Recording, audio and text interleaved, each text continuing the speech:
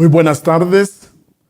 Vamos a iniciar nuestro estudio el día de hoy y vamos a utilizar todos los temas que hemos estudiado previamente.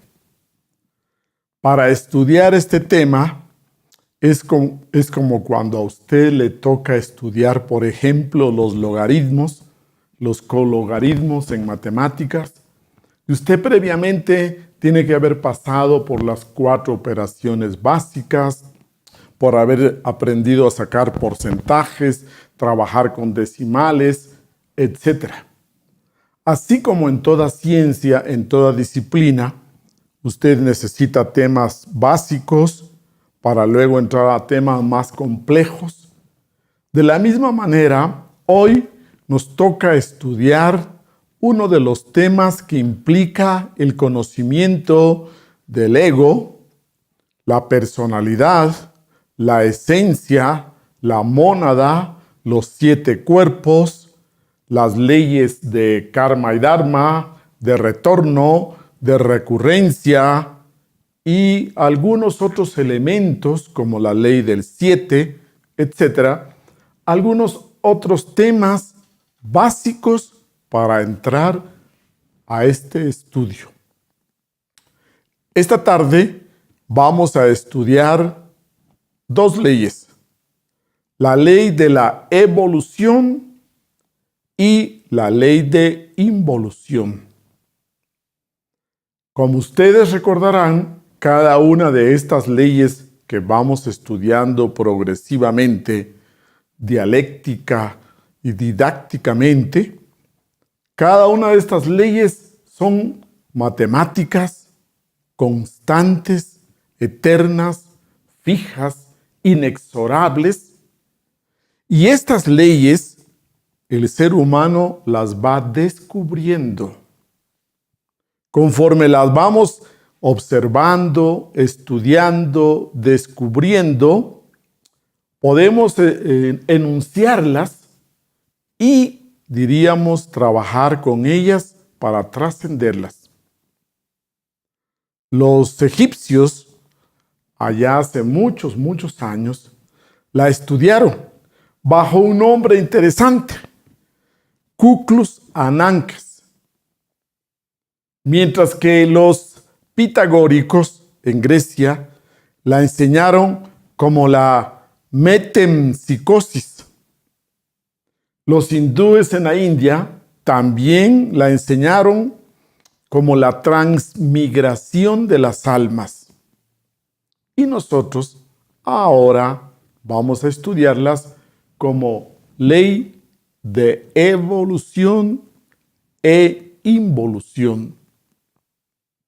Al entrar en estas leyes, entonces, aclaremos que no vamos a estudiar la ley de la evolución de las especies como las planteó Charles Darwin. No vamos a estudiar esta ley de evolución. Esta ley de evolución, como su nombre lo indica, de las especies, se refiere al proceso físico de los cuerpos físicos, de los organismos físicos de las diferentes especies. Nosotros vamos a estudiar un poquito más allá, que no tiene nada que ver con esto, aclaro, sino vamos a estudiar la ley de evolución de la esencia, de esa partícula divina, eterna, de esa partícula que es, diría usted, el principio espiritual primario.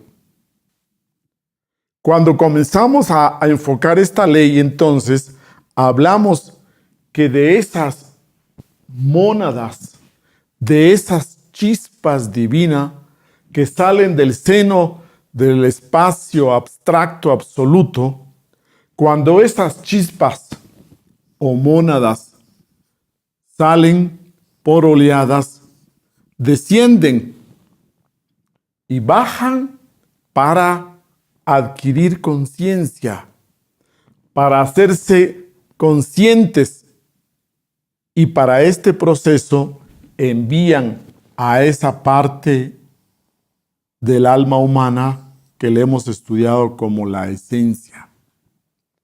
De cada una de estas mónadas, de esos tres cuerpos superiores que estudiamos, Atman, Buddhi y Manas, desciende una fracción de alma, y esa fracción de alma que le llamamos la esencia, ese principio divinal, es el que baja y pasa a través de largos periodos por el mundo de la mente cósmica, y ahí en el mundo de la mente cósmica se le da el cuerpo mental, baja, se le da al mundo astral, y a través de largos periodos de manifestación, usted diría se va revistiendo de los primeros cuerpos protoplasmáticos o lunares, y se le da luego un cuerpo etérico vital para por último tener un cuerpo físico. La esencia revestida de los cuatro cuerpos entra y comienza la posibilidad de desarrollar todo ese potencial que contiene, todas esas posibilidades que contiene, se reviste de estos cuatro cuerpos para comenzar a manifestarlas. Aquí podemos poner en este pequeño espacio la palabra caos. De este caos arranca ese proceso de peregrinaje, este proceso de manifestación cósmica.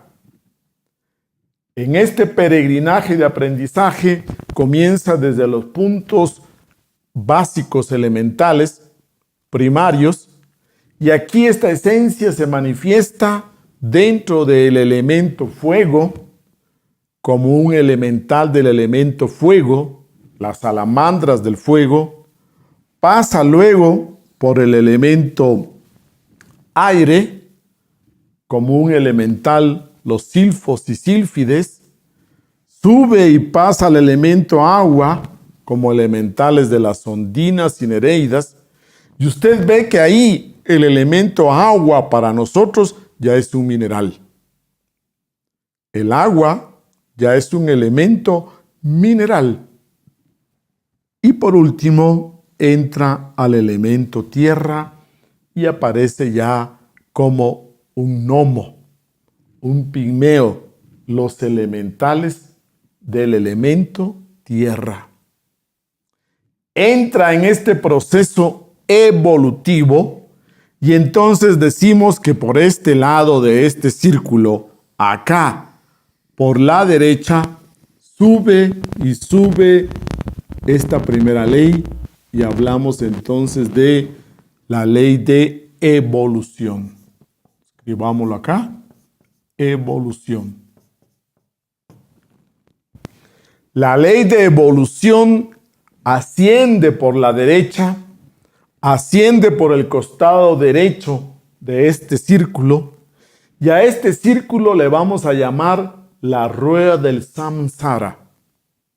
El círculo de la terrible necesidad, la rueda de nacimientos y muertes. Entonces, para que usted tenga una idea completa, aquí vamos a trascender el dogma de la evolución, porque nosotros no podemos concebir que exista solo un ascenso evolutivo, progresivo, y esto sea indefinido. La ley de evolución sube, asciende, progresa, construye y llega a un punto máximo de apogeo, de mayor desarrollo. Pero luego entra la contraparte, la otra ley, y usted diría, entra la ley de involución, y esta entonces desciende por el costado izquierdo de este círculo, y hablamos de que es un complemento, involución. Por ley de las polaridades, si hay una evolución, tiene que haber una involución.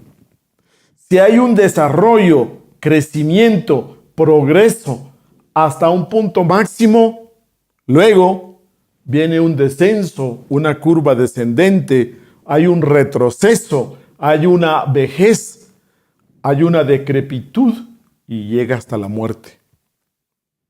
Eso lo podemos nosotros ver en todo. Véalo usted en la vida práctica, en las flores, en los árboles. Usted ve que la semilla germina, se desarrolla, brota, crece, llega un momento en que florece, da frutos, llega a su apogeo y de repente el árbol comienza a envejecer, se marchita, muere. Igual diría usted de nosotros los seres humanos. El ser humano se gesta en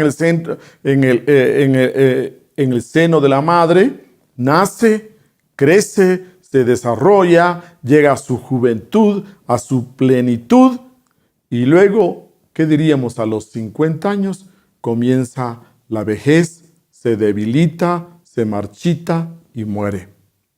Igual diríamos con las civilizaciones, con los imperios. El imperio romano un día nació, se desarrolló, creció, llegó a su máximo de apogeo y esplendor, y luego vino la degeneración, la decrepitud y muere. Entonces, señores, aclaremos. Estas dos leyes, dése cuenta, la que sube por aquí, evolución, y la que baja por acá, la involución, vienen a ser la base, el eje para que toda la naturaleza exista. Para que todo en la naturaleza nazca, crezca, se desarrolle y nos lleva a la naturaleza a un punto máximo de desarrollo. Pero luego viene esta curva descendente.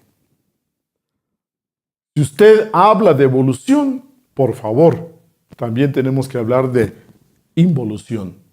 Por ley de dualidad, se complementan las dos y volvemos a un punto de partida. Entonces, retomemos, la esencia entra desde este punto de partida y comienza su proceso de aprendizaje paso a paso dentro de este primer reino, y en este primer nivel, en este primer reino hablamos del reino mineral. Es decir, que aquí se comienza a manifestar dentro de los 4 elementos. Ya el elemento agua, le llamamos un mineral, elemento tierra, y aquí a través de organismos simples, arenas, arcillas, piedras, mármol, luego vienen piedras ya más valiosas, jade, piedras como el ónix, la turquesa, y luego llegamos a minerales preciosos, metales preciosos, y se complementa. Por el proceso de la ley del 7, usted diría que lleva todo su proceso dando los 7 pasos: do, re, mi, fa, sol, la, si. Es un proceso gradual, progresivo. Todos los cuerpos minerales también nacen, crecen, viven y también mueren. Pero en periodos largos. En periodos bien largos diría usted que los metales también mueren, las piedras también mueren. Entonces en este reino mineral se da la primera escuela. La esencia tiene que tomar múltiples cuerpos, infinidad de cuerpos, cientos de cuerpos para pasar por todo este proceso de aprendizaje. Aquí todos estos minerales, diría usted, están subdivididos por familias, y tendríamos la familia de un grupo de esencias que vienen evolucionando de entre los tipos de mármol, las esencias que vienen evolucionando dentro de la piedra pómez, las esencias que vienen evolucionando dentro del jade, las esencias que vienen evolucionando dentro del oro, la plata, el cobre, el zinc, etc. Y aquí todas estas esencias son subdivididas en grupo. Y cada grupo lleva su proceso bajo la dirección de un deva. de un gurú deva, que es un maestro de quinta iniciación de misterios mayores con cuerpo femenino. Todo este proceso evolutivo avanza y cuando ha llegado hasta el final, esa esencia, repito, es revisada y si tiene todos los aprendizajes completos, está lista para ingresar y pasar al siguiente reino. Diríamos que conforme esta esencia pasa por esta escuela, va desarrollando ciertas capacidades. La esencia conformada por sus 4 cuerpos, revestida por esos 4 cuerpos lunares, es lo que llamamos elemental. El elemental se le llama a esa parte interna que posee cada uno de los organismos de la naturaleza. Allí en la naturaleza usted ve minerales, o ve plantas, o ve animales, y ese cuerpo físico está animado por una esencia. No le llamamos alma, porque alma implica un desarrollo mucho mayor. Entonces, hablamos de la palabra elemental.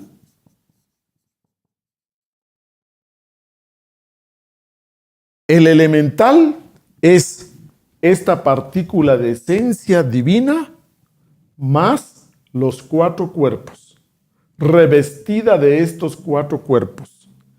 Entonces, cuando usted usa una turquesa natural, que no esté tan trabajada, sacada de la mina, ahí tenemos un elemental. Si usted quiere aprovechar sus propiedades medicinales, usted puede usarla aquí como un collar, como un dije, y ahí usted recibe ayuda para su sistema respiratorio. Para alguien que padezca de los bronquios o del sistema respiratorio, le conviene usar una turquesa. O también actualmente están de moda los brazaletes de ciertos metales que le ayudan, que le dan una vibración especial, que lo protegen, etc. ¿Se da cuenta? Ahí hablamos de las propiedades curativas, medicinales, mágicas del cuarzo, de los cristales, de las piedras preciosas. Si usted usa un diamante, un rubí, una turquesa, un lapislázuli, si usted usa una piedra de ónix, todas estas piedras en forma natural poseen la parte anímica, la contraparte interna, el elemental. Y ese elemental es el que genera ciertas propiedades, ciertas características, ciertos poderes, diría usted. Todas estas piedras, metales, minerales, tienen adentro un elemental que va en proceso de evolución.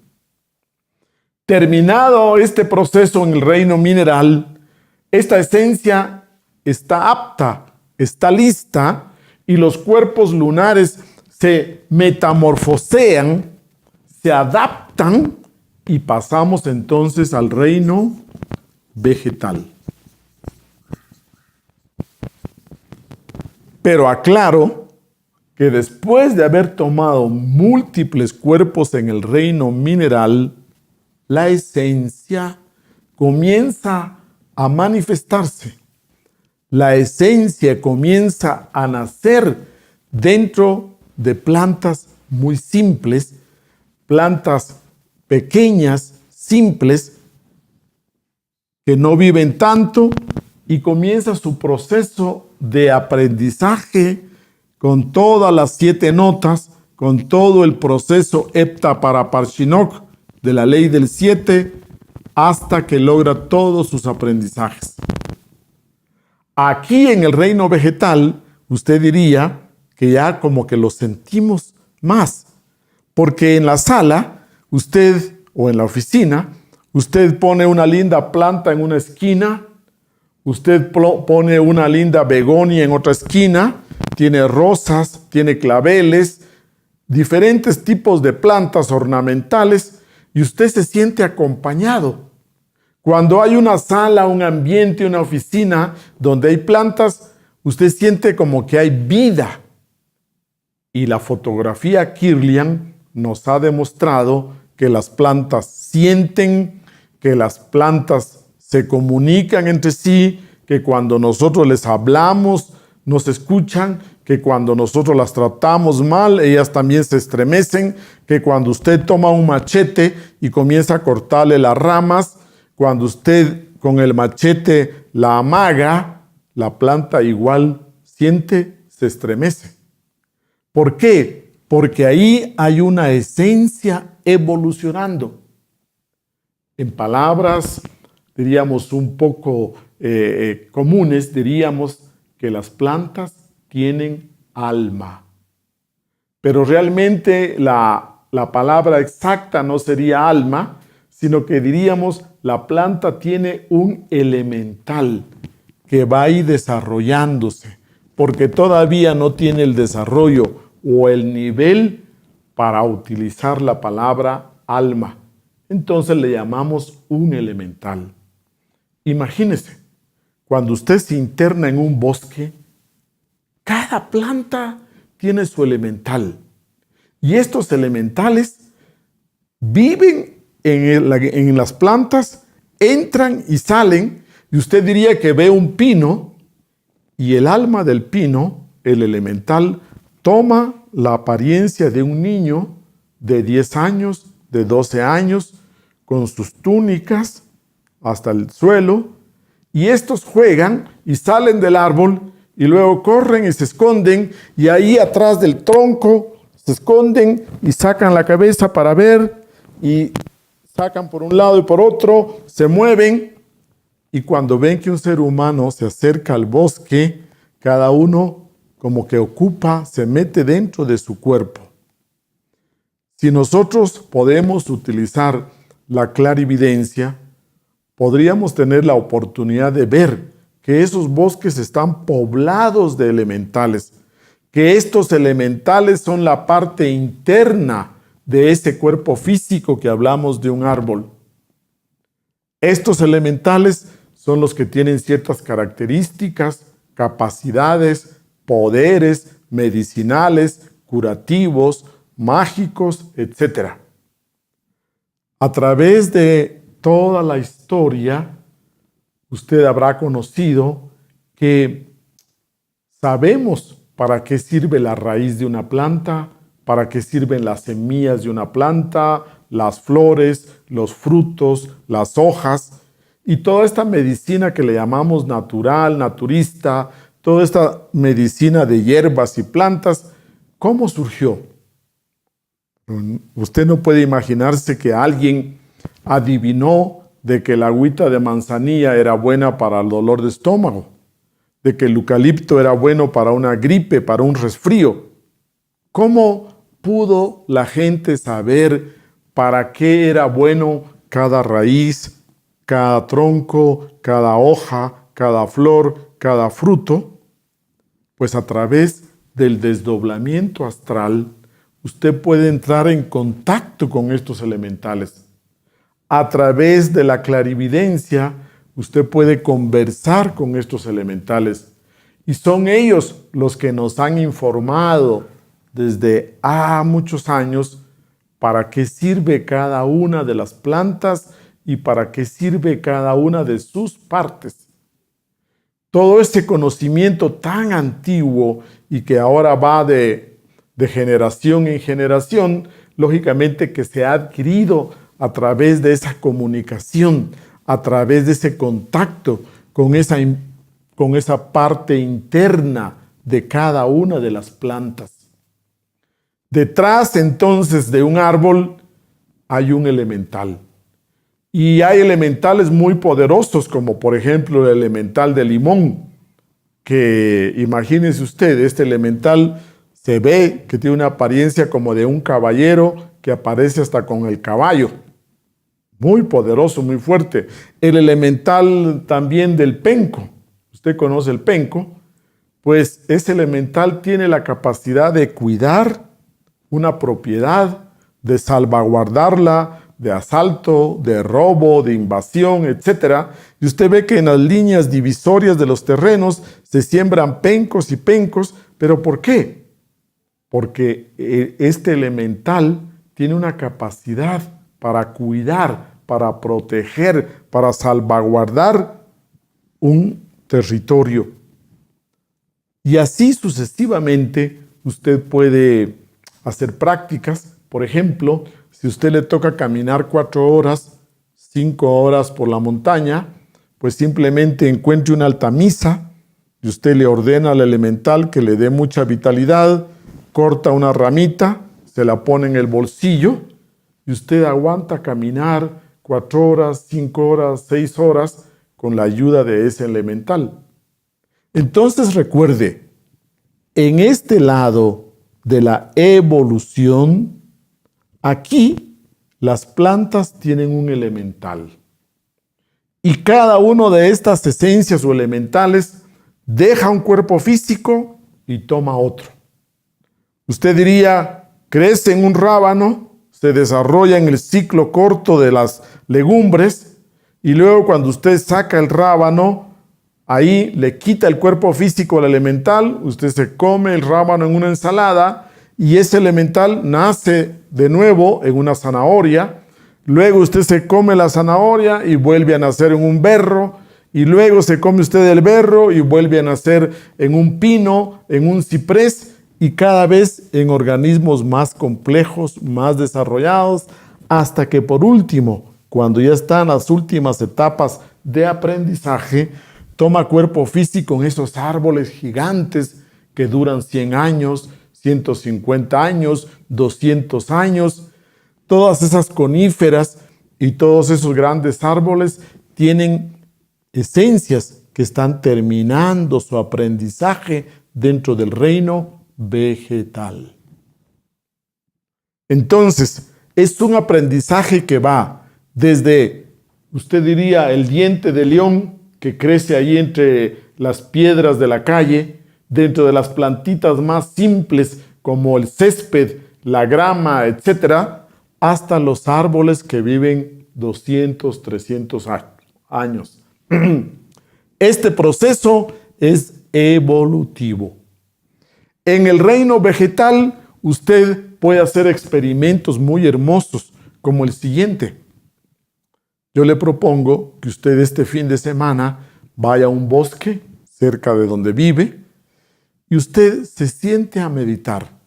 Y cuando usted se sienta a meditar en un tronco de un árbol, al pie de un árbol, y entra en relajación, poco a poco se va concentrando, poco a poco se va interiorizando, y usted va a comenzar a sentir como que alguien lo está viendo, como que hubieran otras personas viéndolo.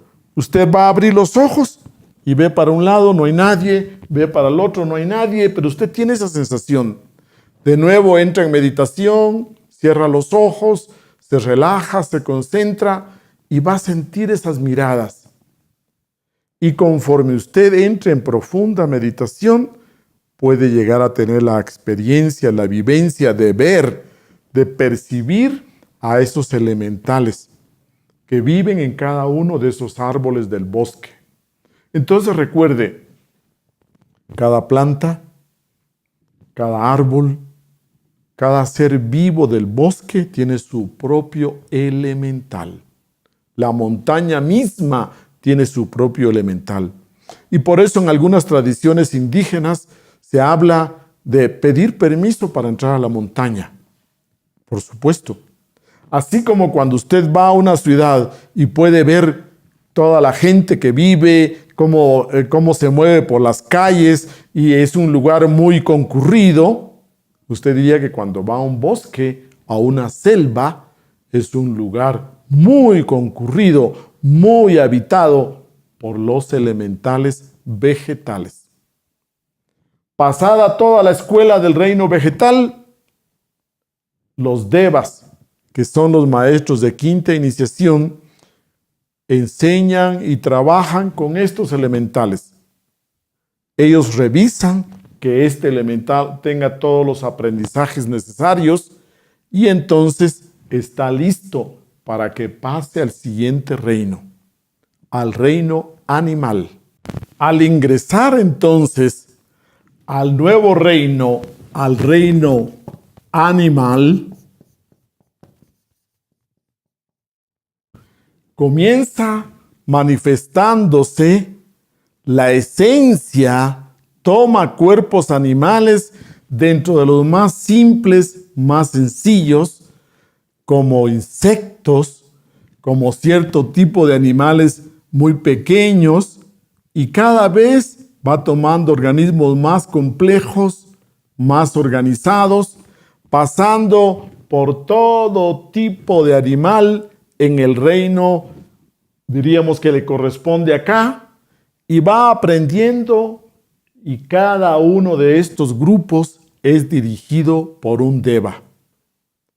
Igual que en los otros reinos, cada una de las especies forma una familia, la familia de los gatos, la familia de los perros, la familia de los venados, y un deva, un gurú deva, un maestro de quinta iniciación con cuerpo femenino, es el encargado de enseñar, de instruir a estos elementales. Estos elementales se mueven dentro de la cuarta dimensión. Estos elementales habitan el mundo etérico, lo que nosotros conocemos tradicionalmente como el Edén, la cuarta dimensión que ya hemos estudiado. Ahí habitan estos elementales.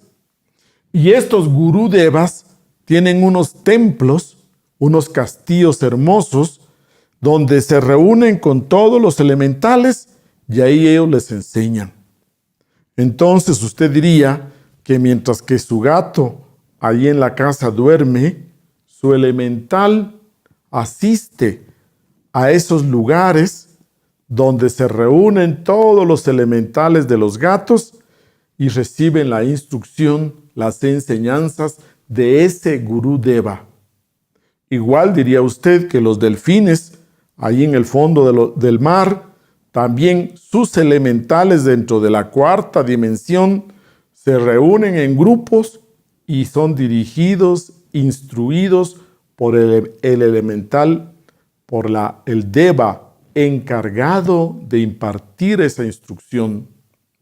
Cuando muere un perro, diría usted, ese deva, ese gurú deva, siente como cuando usted se arranca un pelo. Así como cuando usted se arranca un vello del cuerpo, del brazo, así, cada vez que desencarna un venado, cada vez que pierde cuerpo físico un venado, el gurú deva encargado de ese grupo, de esa familia, siente una sensación de esas. Conforme avanza, poco a poco va teniendo todos los aprendizajes y por último llega al grupo de los mamíferos, que son los más evolucionados. Llega al grupo de las grandes aves también, que son las más evolucionadas. Y algo interesante es que cada esencia lleva su proceso de evolución dentro de su rayo. Las esencias que pertenecen al rayo de Mercurio se manifiestan solo dentro de minerales mercurianos, vegetales mercurianos, animales mercurianos y solo dentro de esa línea. Las esencias que pertenecen al rayo de Venus será a través de minerales venusinos, vegetales venusinos, animales venusinos. Así diría usted que van evolucionando, no en todas las especies, minerales, vegetales y animales, sino que dentro de su propio rayo. Y este rayo nos acompaña aún en el siguiente estado. Pero recuerde, toda la naturaleza está organizado. Todo va girando organizadamente. Entonces, la esencia, repito, pasa por todos los aprendizajes del mineral. Luego la esencia toma múltiples cuerpos vegetales. Luego la esencia sube y toma cuerpos animales. Cuando usted tiene sus mascotas y todos aquellos que aman a una mascota conocen muy bien qué tan inteligente, qué tan cariñoso, qué tan perceptivo es la mascota, que antes de que uno llegue a la casa, el perro ya se acerca a la puerta, el perro mueve la cola, puede ser que emita ciertos sonidos y tiene ciertas percepciones. Los animales evolutivos llevan adentro una esencia que va evolucionando, tienen su propio elemental. A través de la clarividencia, usted puede tener la vivencia, la experiencia de esto. El venerable maestro Samael Aun Weor nos deja una experiencia muy bonita cuando él dice que comenzó a practicar el desdoblamiento astral con un gato, con su mascota. Y así como cuando usted quiere dormirse acompañado de su gato, y él eligió, porque se dio cuenta que tenía más fuerza, un gato de color negro. Y esa mascota, él la utilizó, se relajó, entró en meditación y comenzó a hacer su práctica de desdoblamiento astral. ¿Y cuál fue su sorpresa? Que al ver al elemental del gato, encontró que era un hombre bien alto, bien grande, tan grande que le colgaban los pies fuera de la cama, más largo que la cama misma, y que este elemental al principio lo sorprendió, se asustó y hasta volvió al cuerpo físico despertándose, pero hizo la práctica de nuevo y ya preparado, y volvió a encontrarse con este elemental. Y este elemental del gato se paró de la cama, lo ayudó a salir bien en astral y lo sacó para llevárselo hasta el centro de la Ciudad de México. Y ahí sigue el experimento del maestro Samael con unas sorpresas muy interesantes de cómo el elemental del gato le ayudó a esa práctica, a ese viaje en astral. Entonces usted diría que hay plantas que usted conoce, por ejemplo, poderosas como la ruda. Usted conoce plantas como la sábila, que la gente la cuelga en las esquinas, en las tiendas, en los almacenes. Usted ve que hay plantas que hay personas que cuelgan la sábila. ¿Por qué? Porque esa planta de la sábila vista internamente en el mundo astral es como una luz, es como un reflector, ilumina bastante. Es una planta que proyecta mucha claridad, mucha luz en lo interno. Entonces, la gente se siente muy bien con esta planta y como que le da una buena vibración, aunque no alcanzamos a verla así a simple vista, y al hacer la investigación en lo interno, vemos que la sábila produce mucha luz astral, ahí en el mundo astral. Así es como usted puede utilizar los elementales del reino animal, del reino vegetal y del reino mineral. Recuerde, estos evolutivamente tienen ciertas capacidades. Un cuarzo, un cristal, una ruda, una altamisa, un gato, un perro, una mascota le puede usted proteger. Aquí en el reino animal usted ve, por ejemplo, el simbolismo de la paloma blanca que representa al Espíritu Santo. Usted ve el simbolismo del león, que el león representa la justicia divina. Usted ve el simbolismo del búho, que representa la sabiduría. Usted ve el simbolismo de la serpiente, que hasta Jesús, el Cristo, la utilizó cuando él en el Evangelio dijo: sed tan sabios como la serpiente. Igual la serpiente que estaba en la caña de Moisés, allá que sanaba a los israelitas al cruzar el desierto. Entonces, en algunos escudos, algunas religiones utilizan símbolos de animales evolutivos. Ojo, el león es un animal evolutivo, la paloma es un animal evolutivo, la serpiente es un animal evolutivo. ahí va una esencia desarrollándose, evolucionando, aprendiendo. Cuando ya llega a su última existencia dentro del reino animal, ese animal, como ha pasado muchas veces, muere, la esencia sale libre, es revisada por los gurudevas y la revisan muy bien y está lista para ingresar al siguiente reino. Entra al siguiente reino y aquí encontramos nosotros el cuarto reino, el reino humano. Por primera vez, esta esencia va a tomar un cuerpo como ser humano. Esta esencia, por primera vez, en una sociedad muy simple, diría usted, allá en una tribu pequeña, en el fondo de la selva, en el fondo de un bosque, allí en el seno de la naturaleza, comenzamos a tomar nuestros primeros cuerpos como seres humanos. Este primer cuerpo, estudiándolo, es muy particular, es como más fuerte para vivir ahí en el seno de la naturaleza. Y las primeras vidas las vamos tomando entonces en sociedades, en grupos humanos muy simples. Pasan algunas vidas antes de que nosotros nos guste, querramos o nazcamos dentro de una ciudad ya muy organizada. Cuando comenzamos aquí en el reino humano, por primera vez, disfrutamos del libre albedrío, de la libertad. Pero lógicamente que esta esencia trae bastante inocencia, diría usted, una inocencia supina, una ignorancia, una inexperiencia, es inexperto y por primera vez tiene libre albedrío y cae en errores, comete errores y comienza a formar el ego. Dese cuenta que aquí los animales no tienen ego. Los animales, por lo tanto, no tienen karma. ¿Y por qué? Porque no tienen libre albedrío. Entonces recuerde, el karma lo crea el ego.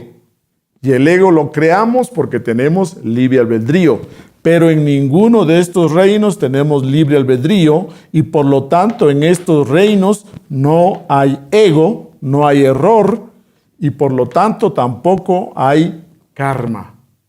Las leyes mecánicas, las leyes del ego comienzan a funcionar aquí en el reino humano porque aquí ya comienza a funcionar, a crearse el ego.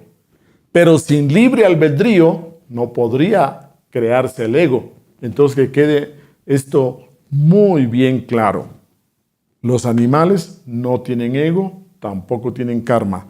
Los vegetales no tienen ego, tampoco tienen karma y los minerales tampoco. Muy bien.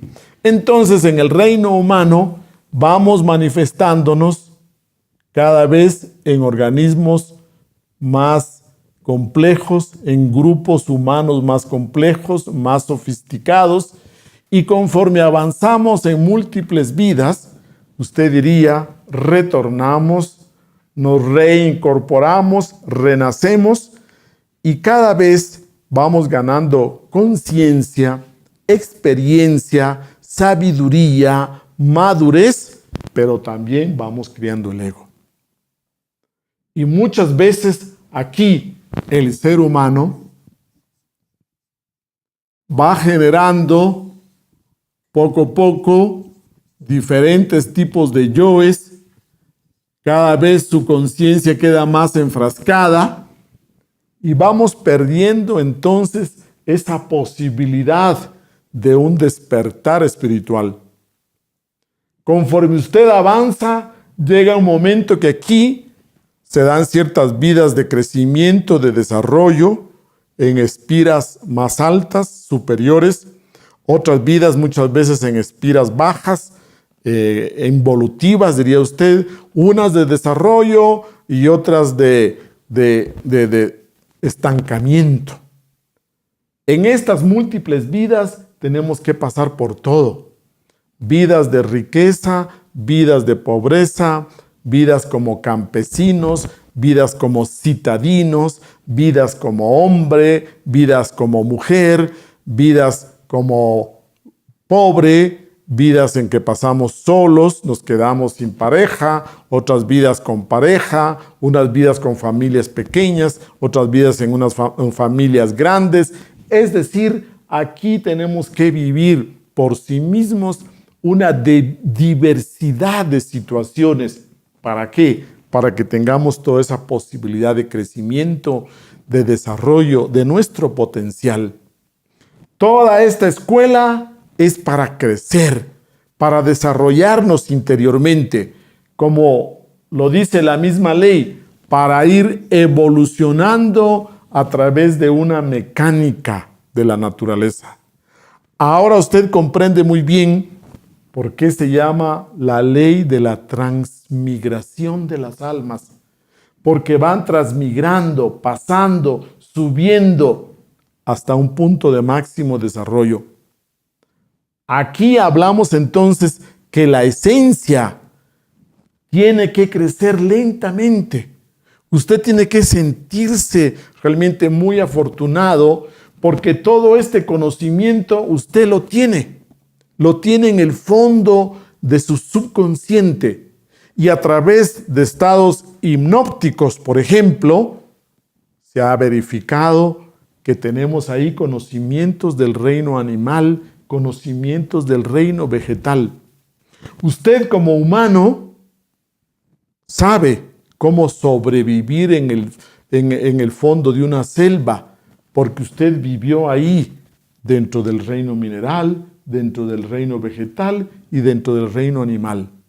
Toda esta sabiduría está contenida en su subconsciente.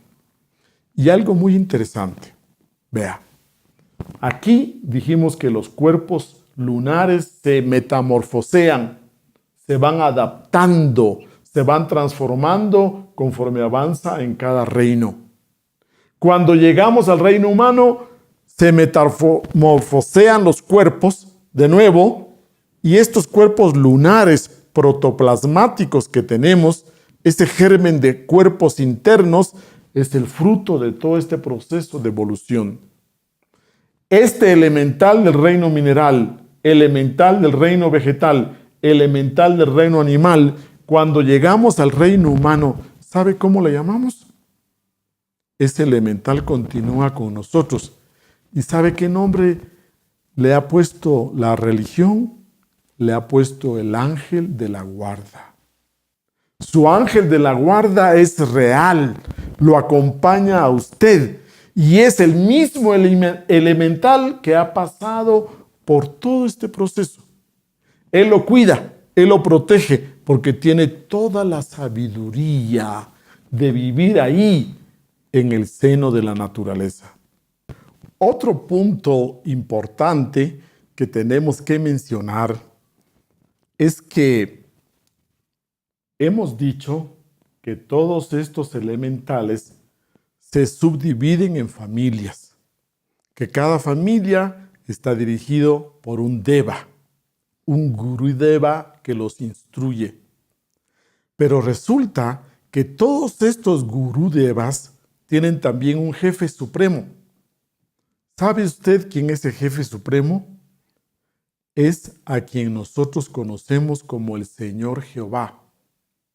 Ahora usted va a entender por qué en el Génesis, en la Biblia, dice que Jehová Dios creó a todos los peces del mar, a todos los animales, a toda planta, a todo ser viviente en la naturaleza.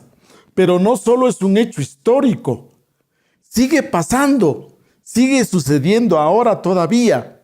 Él, diría usted, como eje, dirige a todos los devas y los devas dirigen a estos elementales. Entonces, toda esta naturaleza se sostiene y sigue multiplicándose bajo la dirección de ese gran ser, el Señor Jehová, porque Él dirige a todos estos devas. Este punto es muy importante. Muy bien, avancemos entonces y en el reino humano resulta que conforme pasan las vidas vamos generando más ego, y conforme generamos más ego, usted sabe que entran todas las leyes de karma, dharma, retorno, recurrencia, y es aquí, en el reino humano, donde se dan esas leyes. Repito, dentro de este segmento del reino humano se da la ley del retorno, la ley de recurrencia, karma y dharma, todas estas leyes que hemos estudiado. Llega un momento en que estas múltiples vidas se van agotando, las vamos agotando, y hay un máximo. Aquí tenemos nosotros 108 vidas. Y este número es importante. 108 existencias como seres humanos. Pero este número lo encontramos en muchas citas de libros sagrados. Por ejemplo, 108 cuentas tiene el collar del Buda. 108 vueltas también el Brahman hindú, el sacerdote brahmánico, en su ritual le da 108 vueltas a la vaca sagrada, que es la naturaleza. La vaca sagrada que simboliza a la madre naturaleza, le da 108 vueltas. Y al final toma la cola y la sumerge en un vaso de agua y se bebe el agua. Muy simbólico. Ustedes lo van a ver. Y este 108, si usted lo suma cabalísticamente, usted diría 1 más 0 más 8. Esto da 1 más 0 más 8 igual 9. Pero en el Apocalipsis, ahí en el versículo que usted encuentra del Apocalipsis, se habla de que 144,000 serán los salvados.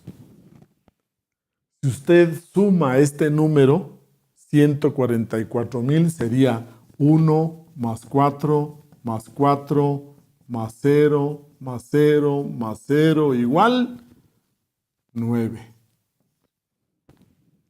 Resulta entonces que este número cabalístico de 108 vidas nos está dando una enseñanza, que si usted quiere trascender este círculo vicioso, si usted quiere salir de este círculo vicioso de la eterna necesidad de nacimientos y muertes, la rueda del samsara, tiene que conocer las enseñanzas del número 9. Tiene que bajar al trabajo en la novena esfera.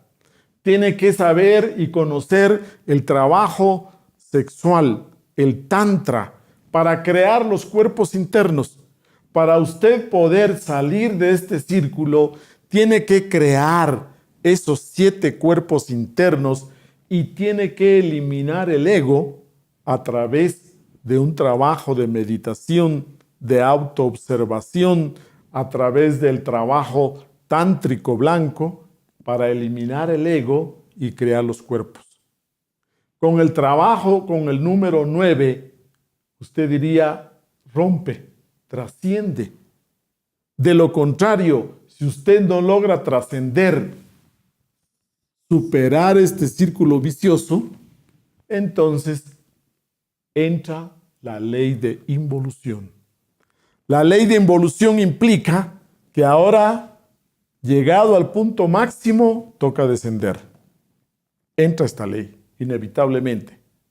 A mí no me gustaría envejecer. A mí no me gustaría debilitarme. A mí quizás no me gustaría morir. Pero es una ley. Llega a un punto máximo y luego involuciona. Entonces, usted se puede dar cuenta con algunos ejemplos. Pongamos un ejemplo extremo. Usted ha visto a la gente que se entrega al vicio del alcoholismo. Usted ha visto que beben y llega un momento en que solo viven para beber, abandonan el trabajo, abandonan la familia, comienzan a pedir caridad por las calles y todo lo que reciben es solo para beber, beber, y llega un momento en que se destruyen a sí mismos y produce una cirrosis, mueren con tuberculosis allá en la calle y finalmente desencarnan. El ego, cuando ya nosotros no podemos controlarlo, cuando el ego sale de control, llega un momento en que se destruye completamente el cuerpo físico. Pues es un proceso similar. Cuando llegamos a las últimas existencias o las últimas existencias, realmente ya sentimos hasta diría usted, adversidad, fobia, bronca con el cuerpo físico. Queremos tocar fondo y bajo cualquier tipo de degeneración, de perversión, cualquier tipo de vicio, quizás nos prostituimos, caemos en alcoholismo, drogadicción, quizás nos metalizamos y nos volvemos personas muy ambiciosas, codiciosas, avarientas, tacañas, excesivamente, diría usted, caemos en avaricia y entramos en un proceso de involución. Se terminan las 108 existencias y entonces comienza la involución. Esta tiene dos manifestaciones. La manifestación física externa es que la esencia ahora, con todo este ego, comienza a manifestarse en organismos animales. Pero estos animales son diferentes, porque estos animales son involutivos. Y estos animales involutivos, como por ejemplo el cerdo, no va una esencia ahí involucionando, sino que en un cerdo va el ego de alguien que terminó sus 108 vidas, se manifiesta ahí. Usted diría que todos los monos, simios, changos, orangutanes, chimpancés, etcétera, son la manifestación de yoes humanos que están ahí en involución. Vaya usted a un zoológico, párese frente a una jaula de monos y comience a observar a esos gorilas, a esos orangutanes, y usted al principio le parecen chistosos, le parecen muy atractivos, pero conforme usted se queda viéndolos, usted va a comenzar a sentir una tristeza, va a comenzar a sentirse incómodo ante esos monos. ¿Por qué? Porque ahí van involucionando partes, desechos del reino humano. No diríamos que el hombre viene del mono, sino al contrario, los monos son subproductos del ser humano. En los monos va involucionando el ego de humanos que terminaron su ciclo de 108 vidas. También en cerdos. Usted ve que el cerdo es un animal completamente involutivo, nunca ve a la luz del sol, no ve para arriba, siempre ve para abajo. Usted ve que come de todo. El cerdo es símbolo ¿de qué? De pereza, de glotonería, de suciedad, etc. Y ninguna cultura antigua, ni los hindúes comen cerdo, ni los tibetanos comen cerdo, ni los musulmanes comen cerdo, ni los judíos comen cerdo, porque es un animal completamente involutivo. Cuando usted ve una paila de fritada que está hirviendo, cuando usted ve cualquier comida de cerdo que se está preparando, clarividentemente se puede ver todas las larvas y todas las sustancias involutivas que se desprenden de ahí, porque ahí van ciertos yoes involucionando. Las ratas también son animales involutivos, las hormigas son animales involutivos, y usted no encontrará ningún símbolo de ningún escudo, ni en ninguna religión encontrará que se utilizan símbolos de animales involutivos. No confunda, unos son los animales evolutivos y otros son los involutivos. Luego esta esencia desciende, continúa y ahora después de múltiples cuerpos, después de miles de años, entra al reino vegetal y toma cuerpos vegetales involutivos, como por ejemplo las plantas carnívoras, algunas de las plantas parásitas, etcétera, y toma múltiples cuerpos por el reino vegetal. Continúa su descenso a través de múltiples cuerpos, a través de cientos de años y comienza a entrar entre minerales involutivos. Muchos de esos minerales que, por ejemplo, los conocemos porque después de explosiones atómicas de pruebas, se conocen que surgen otros elementos completamente como el americio, algunas sustancias muy tóxicas para el ser humano. Entonces hablamos de también minerales involutivos. El cobre es el punto neutro, diría usted, de equilibrio entre las fuerzas involutivas y las fuerzas evolutivas. La esencia, para poder salir libre, tiene que pasar por todo este proceso de involución.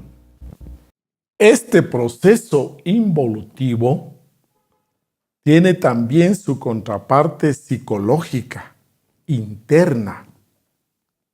Así como usted tiene un cuerpo físico y usted está viviendo una cosa físicamente, puede estar en su oficina trabajando, pero psicológicamente usted puede estar con ciertas angustias, que su mami está enferma, que tiene que pagar tales deudas. Usted puede estar pasando por dentro muchas angustias, preocupaciones, ansiedades, y físicamente a usted le toca estar tranquilo en su trabajo. Así como existen estos dos aspectos, usted diría que aquí, en este proceso de involución, uno es la parte física donde toma estos cuerpos. Pero el estado psicológico es un estado psicológico de bastante confrontación, porque aquí, diría usted, los yoes de ira, de violencia, sus yoes de ira, al entrar a involucionar, ellos lo persiguen a usted, están contra usted. Es una esfera de violencia donde están los gritos, golpes, insultos, cuchilladas, etcétera, asesinatos. Y conforme pasa todo esto tan angustioso, se va desintegrando el ego. Así como el ejemplo que pusimos del borrachito que bebe y bebe hasta destruirse, aquí en los mundos inferiores, internos, cada uno de nuestros yoes, los de la ira, los de la violencia, los de la agresividad, se enfrentan con usted, lo persiguen, lo siguen, lo atacan, lo maltratan, lo golpean, lo lastiman, lo hieren, etc. Imagínense ustedes angustia hasta que se desintegren de tanto hacerlo. Los yoes de lujuria, ellos entre sí, entonces van y comienzan todo ese tipo de degeneraciones sexuales, de adulterios, de fornicación, de perversión sexual, etc. Lo hacen y lo hacen, continúan hasta que se desintegra ese yo. Cada uno de nuestros yoes vive intensamente haciendo lo suyo hasta que se desintegra. A este proceso, escuche, es lo que las religiones le llaman los mundos infiernos. El infierno es el proceso de descenso donde se tiene que destruir completamente el ego que nosotros creamos y que se nos salió de control y ya no pudimos eliminarlo por sí mismos. Cuando nosotros vamos viviendo, creamos más ego, más yoes, más ego, y llega un momento que se nos sale de control, no lo podemos eliminar y la naturaleza con su misericordia nos lleva a la involución, nos lleva a las infradimensiones, nos lleva a los mundos infiernos, y aquí se da el proceso para que cada uno de estos yoes se desintegre en su región respectiva. Los de la ira se desintegran en una infradimensión, los de la codicia, avaricia, derroche en otra infradimensión, los de la lujuria en otra infradimensión, los de la ambición y codicia en otra, y así sucesivamente. Entonces hablamos de múltiples infiernos o las infradimensiones en plural. Estas infradimensiones existen en el astral inferior, en el astral bajo, ahí se dan. Y si usted es un investigador, usted puede salir en cuerpo astral y también puede ir a visitar esos mundos infiernos. Los visita para que usted, con sus propios ojos, se dé cuenta de estos procesos de involución. Hablamos entre un promedio de 8.000 a 12.000 años terrestres, pero ahí, en las infradimensiones, en este proceso involutivo. Aquí usted podría decir que todas las religiones han hablado de los infiernos con diferente nombre. El Tártarus, el Avichi, el infierno, cualquier nombre de estos para representar a estas infradimensiones.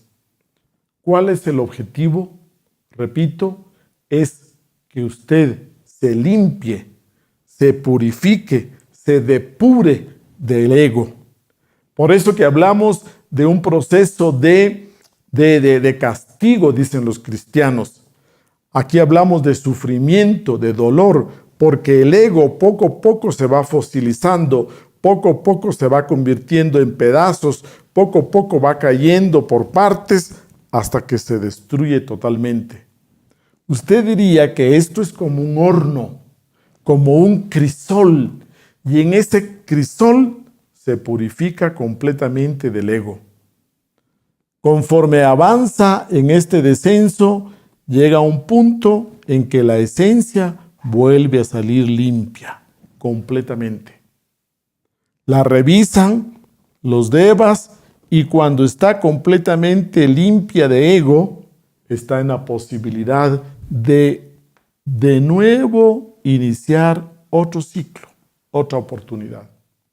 De nuevo tenemos que pasar por toda la escuela mineral, pero usted será ya un elemental con más experiencia, diríamos que es una espira superior. De nuevo entra al reino vegetal, pero usted trae el recuerdo de todo ese sufrimiento, de toda esa vuelta que se dio anteriormente. Usted va desarrollando más conciencia. De nuevo usted sube al reino animal y ahí usted da en una espira superior. Entonces, podemos decir que la conciencia que tenemos la hemos ganado con mucho sufrimiento, la hemos ganado a través del tiempo, de miles y miles de años de manifestación cósmica. Y finalmente volvemos a tomar cuerpo físico en el reino humano. Y de nuevo nos encontraremos aquí con un cuerpo humano con libre albedrío, donde usted tiene la posibilidad de romper, de trascender, de superar este círculo vicioso. Entonces, la autorrealización íntima del ser es la salida para trascender este círculo.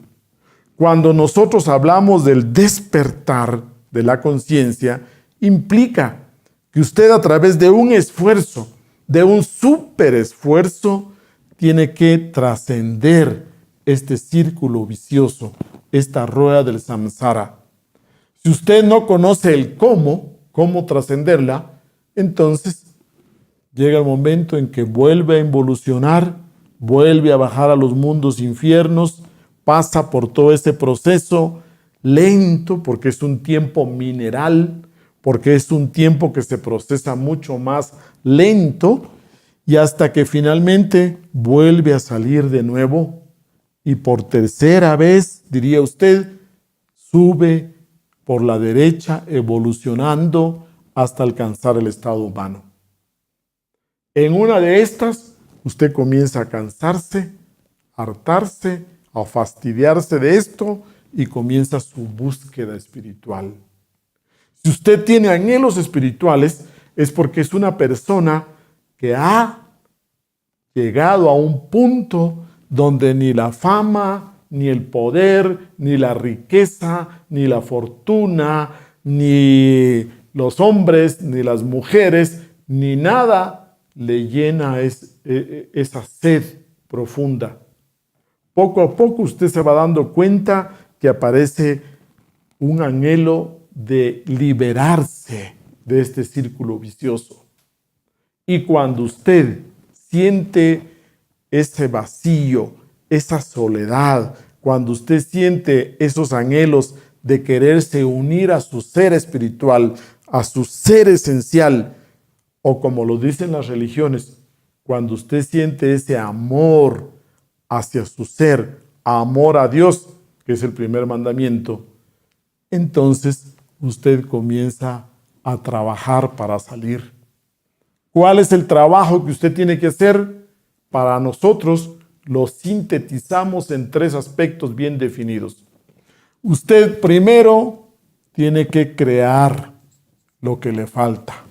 ¿Qué es lo que le falta? Crear los cuerpos solares. Los cuerpos internos solares. ¿Qué es lo que le sobra? Lo que le sobra es el ego. Entonces tiene que trabajar en eliminar el ego. Para rescatar esa esencia que se encuentra ahí enfrascada. Un ejemplo. ¿Dónde se encuentran los tesoros? Los tesoros generalmente están bien enterrados. ¿Dónde se encuentra su tesoro? Su tesoro está bien enterrado en el fondo del ego. ¿Y qué es lo que tiene usted que salvar? Esa esencia divina. Entonces, su tesoro, su esencia, tiene que rescatarla de esas profundidades del ego. Ese es el segundo trabajo que tenemos. Entonces, recuerde, usted tiene que saber el cómo trasciende la rueda del samsara. Recordemos que la frase esta, la naturaleza no da saltos, tenemos que entenderla de que esta rueda gira de esta manera. Mineral, vegetal, animal, humano. Usted no puede, diría, regresar, retroceder aquí. No. Tenemos que comprender muy bien entonces que si decimos la naturaleza no da saltos, cuando nosotros estamos en el reino humano, son 108 existencias como seres humanos, corridas, de una. Terminada las 108 existencias, entonces tenemos que continuar y bajamos por este costado izquierdo, involucionando en el reino animal, en animales involutivos. Es muy diferente el perro, el gato, el caballo, la gallina, porque son animales evolutivos, y muy diferente a las ratas, cucarachas, el bagre, el cerdo, los monos, animales involutivos. La naturaleza no da saltos. Recuerde, esta rueda del samsara gira y gira eternamente. ¿Hasta cuántos ciclos tenemos? Pues resulta que la naturaleza, siendo tan misericordiosa, nos da 3000 vueltas. 3000 vueltas completas. Y en cada vuelta tenemos 108 retornos o 108 existencias como seres humanos. Ninguna esencia podría quejarse que no tuvo las suficientes oportunidades. Para trascender este círculo, Recuerde usted las enseñanzas de Jesús, el Cristo, que nos dice: estrecha es la puerta, angosto y difícil es el camino de la luz hacia la luz. Entonces, estas dos leyes mecánicas de evolución e involución no nos pueden llevar a la autorrealización. Esto es algo mecánico. Para usted hablar de la autorrealización, tiene que trascender esto. Y para esto, como lo dijo Jesús, buscad por entrar por la puerta estrecha y angosta y el camino difícil. Y también dijo: no todo el que diga Señor, Señor, entrará al reino de los cielos, sino solo aquel que haga la voluntad del Padre. Para esto implica que usted tiene que hacer un trabajo puntual, específico para trascenderlo. Queremos que usted sepa que nuestro venerable maestro Samael Aún Weor investigó estos procesos de transmigración de las almas, investigó cada una de estas etapas, tanto de la evolución como en los mundos infiernos, el proceso de la involución. Por ejemplo, Samael Aún Weor, cuando vivía en la Ciudad de México, tenía una mascota, tenía un loro.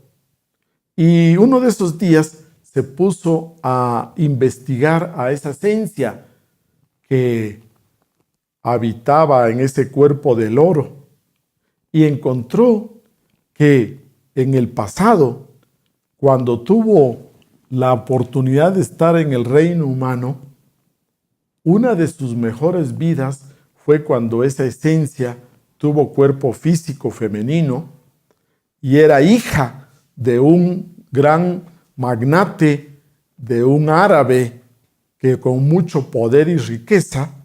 Y en esa ocasión, ese padre amoroso consiguió a un gurú para que le enseñara todo esto, toda la enseñanza espiritual a su hija querida. Ella no aprovechó la guía, la enseñanza de ese gurú. Esa fue, diría usted, su mejor oportunidad para que en ese grupo de 7, 8 vidas ella hubiera podido trascender esta ley. Y sin embargo, la desperdició.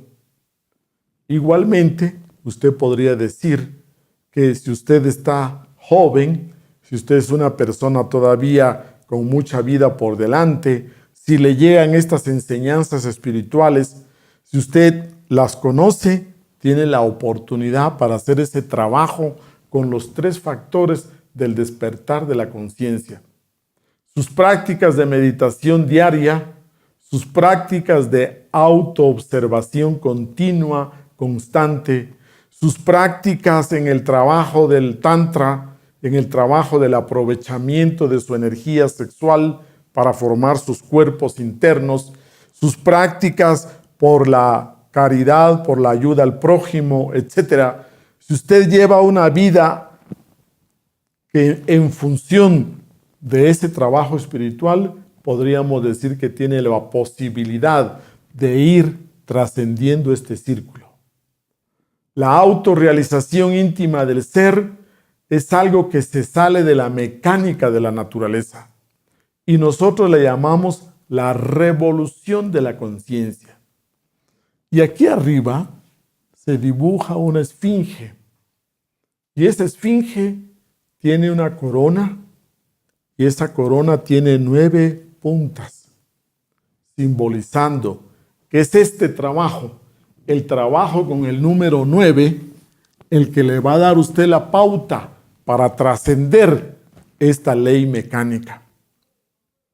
Vamos a invitarle a nuestro próximo tema, que es la revolución de la conciencia, para que usted tenga en detalle el proceso de trascender la rueda del samsara, el círculo de la terrible necesidad.